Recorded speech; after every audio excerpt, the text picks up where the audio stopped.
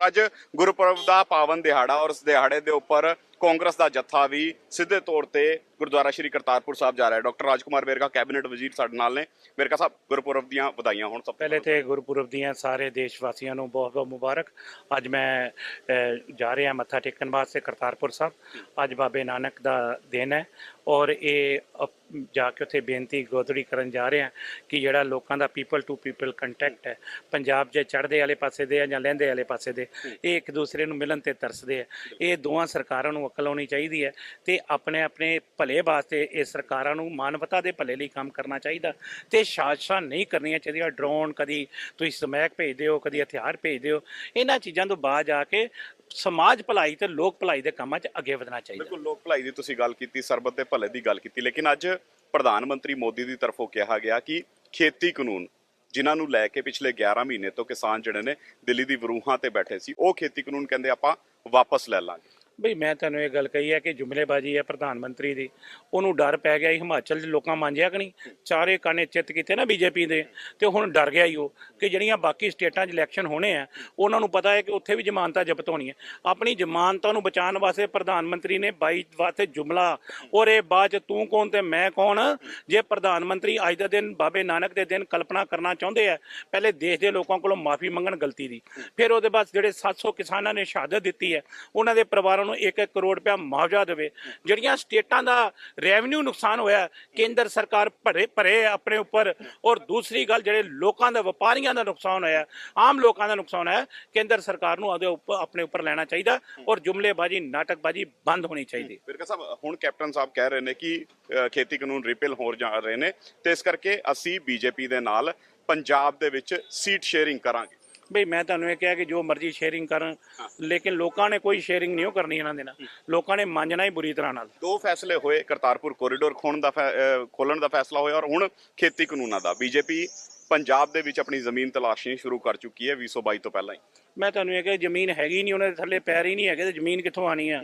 ਪਹਿਲੇ ਪੈਰ ਤੇ ਲੈ ਆਓ ਨਾ। ਲੇਕਿਨ ਇਹ ਫੈਸਲੇ ਕਿਆ ਚੁਣੌਤੀ ਬਣਨਗੇ ਕਾਂਗਰਸ ਲਈ? ਉਹ ਮੈਂ ਤੁਹਾਨੂੰ ਕਿਹਾ ਕਾਂਗਰਸ ਲਈ ਕਾਹਦੇ ਚੁਣੌਤੀ ਹੈ?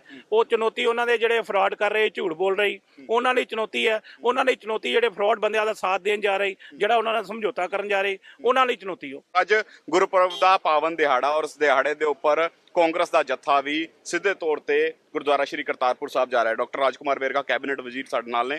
ਵੇਰਕਾ ਸਾਹਿਬ, ਗੁਰਪੁਰਬ ਦੀਆਂ ਵਧਾਈਆਂ ਹੋਣ। ਸਭ ਪਹਿਲੇ ਤੇ ਗੁਰਪੁਰਬ ਦੀਆਂ ਸਾਰੇ ਦੇਸ਼ ਵਾਸੀਆਂ ਨੂੰ ਬਹੁਤ ਬਹੁਤ ਮੁਬਾਰਕ। ਅੱਜ ਮੈਂ ਜਾ ਰਿਹਾ ਮੱਥਾ ਟੇਕਣ ਵਾਸਤੇ ਕਰਤਾਰਪੁਰ ਸਾਹਿਬ। ਅੱਜ ਬਾਬੇ ਨਾਨਕ ਦਾ ਦਿਨ ਹੈ ਔਰ ਇਹ ਜਾ ਕੇ ਉੱਥੇ ਬੇਨਤੀ ਗੋਦੜੀ ਕਰਨ ਜਾ ਰਹੇ ਹਾਂ ਕਿ ਜਿਹੜਾ ਲੋਕਾਂ ਦਾ ਪੀਪਲ ਟੂ ਪੀਪਲ ਕੰਟੈਕਟ ਹੈ, ਪੰਜਾਬ 'ਚ ਚੜ੍ਹਦੇ ਵਾਲੇ ਪਾਸੇ ਦੇ ਆ ਜਾਂ ਲਹਿੰਦੇ ਵਾਲੇ ਪਾਸੇ ਦੇ, ਇਹ ਇੱਕ ਦੂਸਰੇ ਨੂੰ ਮਿਲਣ ਤੇ ਤਰਸਦੇ ਆ।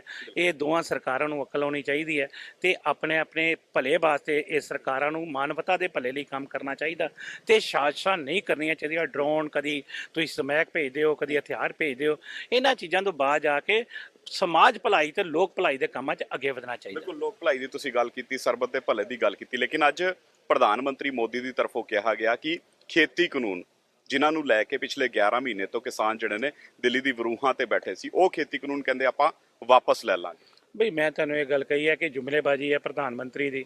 ਉਹਨੂੰ ਡਰ ਪੈ ਗਿਆ ਹੀ, ਹਿਮਾਚਲ 'ਚ ਲੋਕਾਂ ਮੰਨਿਆ ਕਿ ਨਹੀਂ, ਚਾਰੇ ਕਾਨੇ ਚਿੱਤ ਕੀਤੇ ਨਾ ਬੀਜੇਪੀ ਦੇ, ਤੇ ਹੁਣ ਡਰ ਗਿਆ ਹੀ ਉਹ ਕਿ ਜਿਹੜੀਆਂ ਬਾਕੀ ਸਟੇਟਾਂ 'ਚ ਇਲੈਕਸ਼ਨ ਹੋਣੇ ਆ ਉਹਨਾਂ ਨੂੰ ਪਤਾ ਹੈ ਕਿ ਉੱਥੇ ਵੀ ਜ਼ਮਾਨਤਾਂ ਜ਼ਬਤ ਹੋਣੀਆਂ। ਆਪਣੀ ਜ਼ਮਾਨਤਾਂ ਨੂੰ ਬਚਾਉਣ ਵਾਸਤੇ ਪ੍ਰਧਾਨ ਮੰਤਰੀ ਨੇ 22 ਵਾਸਤੇ ਜੁਮਲਾ ਔਰ ਇਹ ਬਾਅਦ 'ਚ ਤੂੰ ਕੌਣ ਤੇ ਮੈਂ ਕੌਣ। ਜੇ ਪ੍ਰਧਾਨ ਮੰਤਰੀ ਅੱਜ ਦੇ ਦਿਨ ਬਾਬੇ ਨਾਨਕ ਦੇ ਦਿਨ ਕਲਪਨਾ ਕਰਨਾ ਚਾਹੁੰਦੇ ਆ, ਪਹਿਲੇ ਦੇਸ਼ ਦੇ ਲੋਕਾਂ ਕੋਲੋਂ ਮਾਫੀ ਮੰਗਣ ਗਲਤੀ ਦੀ, ਫਿਰ ਉਹਦੇ ਬਾਅਦ ਜਿਹੜੇ 700 ਕਿਸਾਨਾਂ ਨੇ ਸ਼ਹਾਦਤ ਦਿੱਤੀ ਹੈ ਉਹਨਾਂ ਦੇ ਪਰਿਵਾਰਾਂ ਨੂੰ 1-1 ਕਰੋੜ ਰੁਪਇਆ ਮੁਆਵਜ਼ਾ ਦੇਵੇ।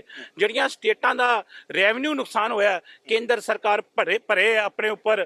ਔਰ ਦੂਸਰੀ ਗੱਲ, ਜਿਹੜੇ ਲੋਕਾਂ ਦਾ, ਵਪਾਰੀਆਂ ਦਾ ਨੁਕਸਾਨ ਹੋਇਆ, ਆਮ ਲੋਕਾਂ ਦਾ ਨੁਕਸਾਨ ਹੋਇਆ, ਕੇਂਦਰ ਸਰਕਾਰ ਨੂੰ ਉਹਦੇ ਉੱਪਰ ਆਪਣੇ ਉੱਪਰ ਲੈਣਾ ਚਾਹੀਦਾ ਔਰ ਜੁਮਲੇਬਾਜ਼ੀ, ਨਾਟਕਬਾਜ਼ੀ ਬੰਦ ਹੋਣੀ ਚਾਹੀਦੀ। ਵੇਰਕਾ ਸਾਹਿਬ, ਹੁਣ ਕੈਪਟਨ ਸਾਹਿਬ ਕਹਿ ਰਹੇ ਨੇ ਕਿ ਖੇਤੀ ਕਾਨੂੰਨ ਰਿਪੀਲ ਹੋ ਜਾ ਰਹੇ ਨੇ ਤੇ ਇਸ ਕਰਕੇ ਅਸੀਂ ਬੀਜੇਪੀ ਦੇ ਨਾਲ ਪੰਜਾਬ ਦੇ ਵਿੱਚ ਸੀਟ ਸ਼ੇਅਰਿੰਗ ਕਰਾਂਗੇ।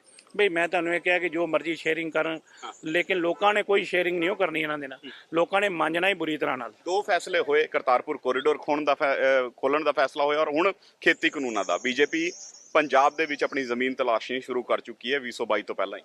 ਮੈਂ ਤੁਹਾਨੂੰ ਇਹ ਕਿ ਜ਼ਮੀਨ ਹੈਗੀ ਨਹੀਂ, ਉਹਨਾਂ ਦੇ ਥੱਲੇ ਪੈਰ ਹੀ ਨਹੀਂ ਹੈਗੇ ਤੇ ਜ਼ਮੀਨ ਕਿੱਥੋਂ ਆਣੀ ਆ?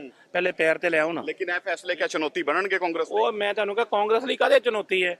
ਉਹ ਚੁਣੌਤੀ ਉਹਨਾਂ ਦੇ ਜਿਹੜੇ ਫਰਾਡ ਕਰ ਰਹੇ, ਝੂਠ ਬੋਲ ਰਹੇ, ਉਹਨਾਂ ਲਈ ਚੁਣੌਤੀ ਹੈ। ਉਹਨਾਂ ਲਈ ਚੁਣੌਤੀ ਜਿਹੜੇ ਫਰਾਡ ਬੰਦਿਆਂ ਦਾ ਸਾਥ ਦੇਣ ਜਾ ਰਹੇ, ਜਿਹੜਾ ਉਹਨਾਂ ਨਾਲ ਸਮਝੌਤਾ ਕਰਨ ਜਾ ਰਹੇ, ਉਹਨਾਂ ਲਈ ਚੁਣੌਤੀ ਉਹ। ਅਲੀਸ਼ਾ ਬੇਗਮ, ਇੱਕ ਔਰਤ ਦਾ ਦੁੱਖ ਇੱਕ ਔਰਤ ਹੀ ਸਮਝ ਸਕਦੀ ਹੈ। ਰੂਹਾਨੀ ਅਤੇ ਕਾਲੀ ਸ਼ਕਤੀਆਂ ਦੀ ਮਾਲਕਨ, ਦੁਨੀਆ ਦਾ ਸਭ ਤੋਂ ਚਮਤਕਾਰੀ ਇਲਮ ਮੇਰੇ ਕੋਲ ਹੈ। ਮੇਰੇ ਕੀਤੇ ਨੂੰ ਕੋਈ ਕੱਟ ਨਹੀਂ ਸਕਦਾ। ਕਾਲਾ ਇਲਮ ਕਰਨਾ ਅਤੇ ਤੋੜਨਾ ਹਰ ਇੱਕ ਦੇ ਵੱਸ ਦੀ ਗੱਲ ਨਹੀਂ। ਪਰੇਸ਼ਾਨੀ ਜਿਵੇਂ ਲਵ ਮੈਰਿਜ, ਪਤੀ ਪਤਨੀ 'ਚ ਝਗੜਾ, ਸੌਤਨ ਦੁਸ਼ਮਣ ਤੋਂ ਛੁਟਕਾਰਾ, ਤਲਾਕ ਕੇਸ, ਬੁਰੇ ਸੁਪਨੇ, ਵਿਦੇਸ਼ ਯਾਤਰਾ, ਬੁਰੀ ਸੰਗਤ ਜਾਂ ਨਸ਼ਾ ਛੁਡਾਉਣਾ, ਬਿਮਾਰੀ 'ਚ ਦਵਾ ਨਾ ਲੱਗਣਾ। ਵਸ਼ੀਕਰਨ ਇੱਕ ਸੱਚਾਈ ਹੈ। ਵਸ਼ੀਕਰਨ ਕਰਵਾਓ, ਮਨ ਚਾਹਾ ਪਿਆਰ ਪਾਓ। ਕੀ ਤੁਹਾਡੀ ਕਿਸਮਤ 'ਚ ਲੋਟਰੀ ਦਾ ਯੋਗ ਹੈ ਜਾਂ ਨਹੀਂ? ਸੱਚਾਈ ਜਾਣੋ। ਲੋਟਰੀ ਨੰਬਰ ਪਾਓ, ਭਾਵੇਂ 649 ਹੋਵੇ ਜਾਂ ਲੋਟੋ ਮੈਕਸ। 11 ਘੰਟੇ 'ਚ ਕਰਵਾਓ ਹਰ ਪਰੇਸ਼ਾਨੀ ਦਾ ਹੱਲ ਘਰ ਬੈਠੇ। ਅਸ਼ਟਾਮ ਪੇਪਰ ਤੇ ਲਿਖ ਕੇ ਲਵੋ ਕੰਮ ਦੀ ਗਾਰੰਟੀ। ਜਾਂ ਕਹਿਣੇ ਤੋਂ ਬਾਹਰ ਹੈ, ਤੁਰੰਤ ਸੰਪਰਕ ਕਰੋ। ਤੁਹਾਡੀ ਹਰ ਗੱਲ ਗੁਪਤ ਰੱਖੀ ਜਾਵੇਗੀ। ਅਲੀਸ਼ਾ ਬੇਗਮ।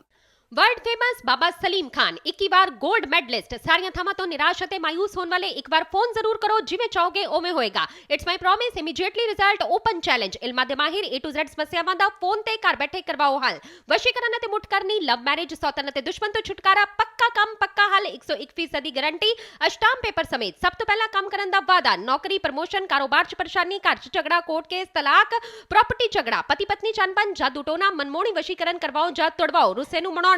ਹੁਣੇ ਕਾਲ ਕਰੋ ਬਾਬਾ ਸਲੀਮ ਖਾਨ 98 199 37 467।